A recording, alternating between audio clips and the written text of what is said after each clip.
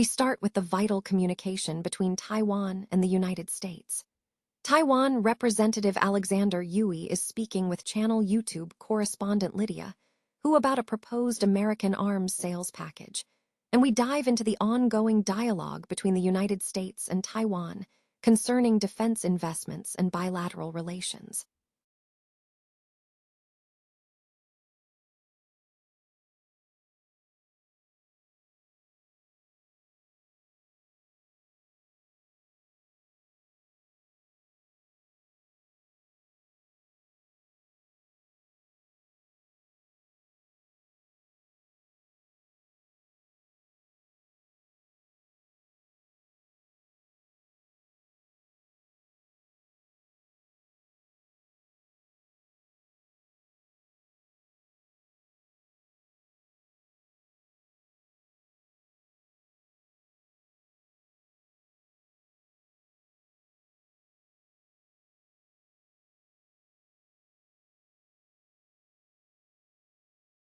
Incentives, as Premier Cho Yong-tai discusses how these measures aim to boost family support and economic growth for future generations.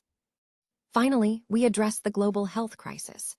Health Minister Xi Jinping warns that Taiwan's continued exclusion from the World Health Assembly is a global crisis, depriving the world of essential public health expertise, and we explore what this exclusion means for international cooperation. Taiwan and the United States maintain a robust and consistent line of communication, according to recent reporting by Fox Business. The ongoing dialogue between the two nations remains a key focus, particularly concerning proposed American arms sales packages and mutual defense investments. Taiwan Representative Alexander Yui recently engaged in a conversation with Channel YouTube correspondent Lydia, who to discuss these critical topics, emphasizing the continuous nature of the bilateral discussions aimed at strengthening the relationship and enhancing defense capabilities for both parties. Analysts are dissecting the implications of recent high-level meetings between U.S. President Trump and Chinese President Xi Jinping, focusing on strategic trade, regional stability, and the geopolitical maneuvering surrounding Iran and Taiwan. A central point of contention revolves around the differing interpretations of the diplomatic outcomes, particularly concerning the Strait of Hormuz and Iran's nuclear status. Experts highlight a divergence between the American narrative, which suggests total concession from Iran, and alternative readings. One analysis suggests that while the U.S. readout claims Xi agreed to specific concessions regarding the Strait of Hormuz, such as keeping it open and opposing militarization, the Chinese report allegedly contained significantly less, indicating Xi prioritized Taiwan.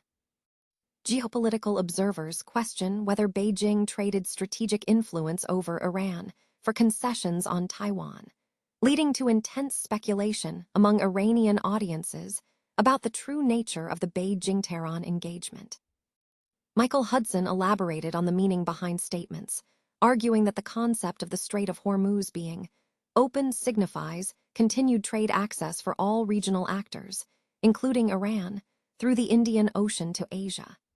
He noted that Chinese ships have been freely traversing the strait, paying tolls that Iran cites as a precondition for any agreement, suggesting a pragmatic arrangement. The discussion broadened to the broader U.S.-Iran dynamic, where the U.S. has been accused of blocking access beyond Hormuz, while Iran seeks to navigate maritime routes, potentially leveraging its position against U.S. naval power.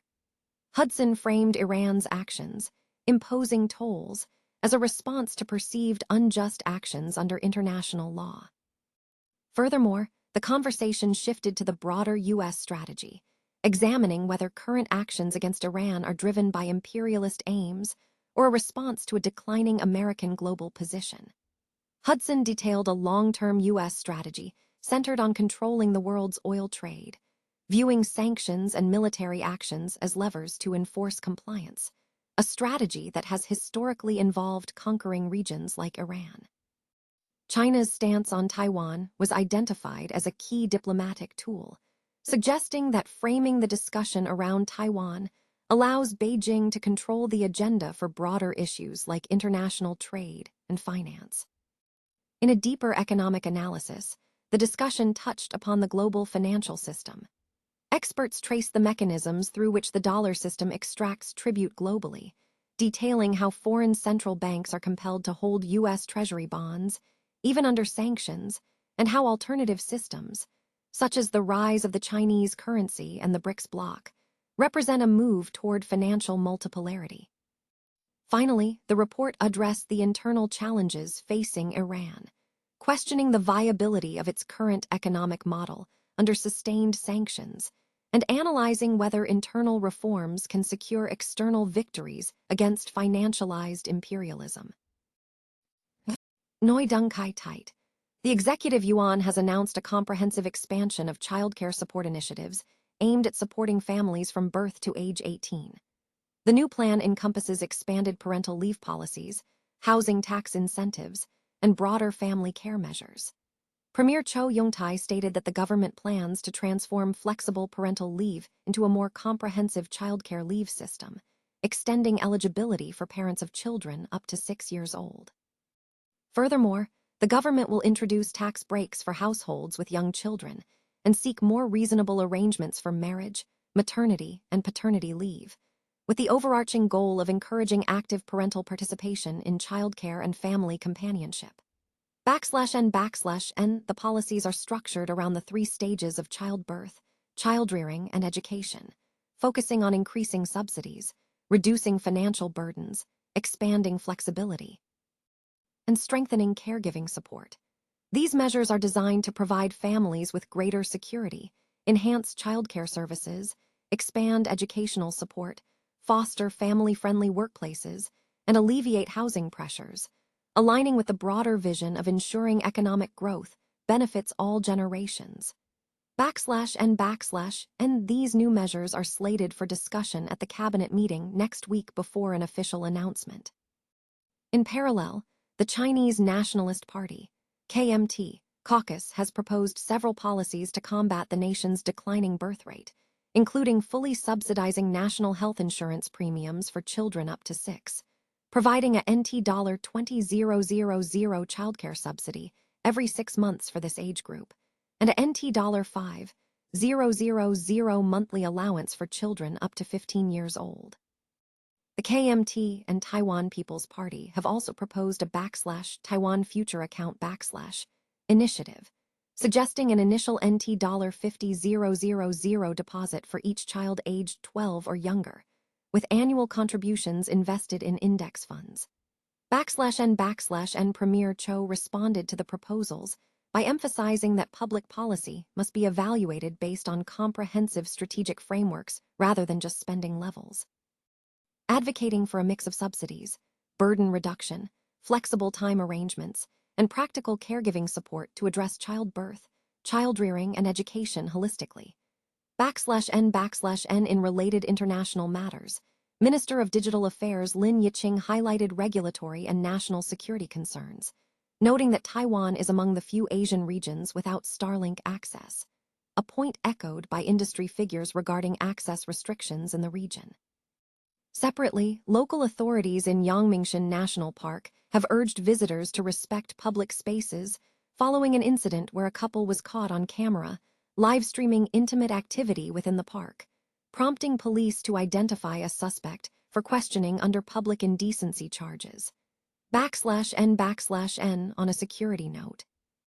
The Taipei District Prosecutor's Office has indicted a former soldier and an active-duty officer for allegedly selling classified military training materials to a Chinese intelligence operative. The indictments cite violations of the National Security Act and the Anti-Corruption Act.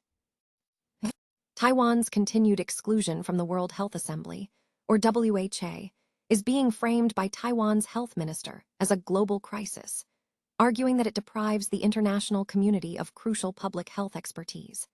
Speaking in Geneva during the 79th WHO, Health Minister Xi Jinping warned that excluding Taiwan creates a dangerous gap in global disease prevention efforts, emphasizing that viruses respect no borders. Taiwan, which is not a UN member and requires an invitation for participation in UN-affiliated organizations, will miss the WHO for the 10th consecutive year due to pressure from Beijing. This exclusion prevents the world from formally accessing Taiwan's proven healthcare models and epidemic prevention experience. She pointed to the COVID-19 pandemic and a recent hantavirus outbreak on a cruise ship as stark examples highlighting the necessity of international public health cooperation. He noted that the cruise ship incident spurred the World Health Organization, WHO, to hold emergency meetings and request information from Taiwan, underscoring the nation's vital role. According to the health minister, Taiwan's decade-long exclusion is not merely a national loss, but a crisis for the entire world. He also addressed concerns regarding China's growing influence within the WHO, particularly following the United States' withdrawal from the organization.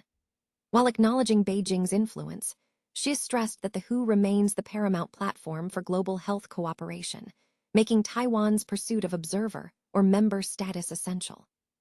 Conversely, Xi suggested that the shifting U.S. policy could open avenues for increased bilateral cooperation and the development of alternative global health platforms. He highlighted that closer Taiwan-U.S. interactions are building a foundation for Taiwan to expand its international partnerships.